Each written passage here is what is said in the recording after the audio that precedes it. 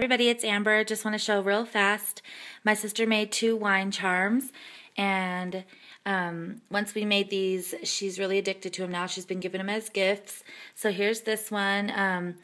She used a wine cork from a local winery in about an hour from our town, and she did like a purple theme, and up here she put lots of fibers of tulle and flowers. She put purple bling around it and glued like a really pretty bling heart there. Bottom, she used more fibers and seam binding, and took apart this really cute jewelry and used the charm. And she's got a Tim Holtz swivel clasp on top.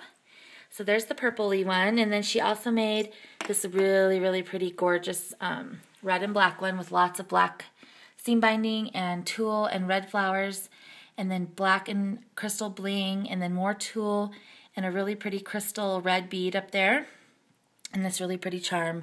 So there's that one. So she made this really pretty wine cork charms.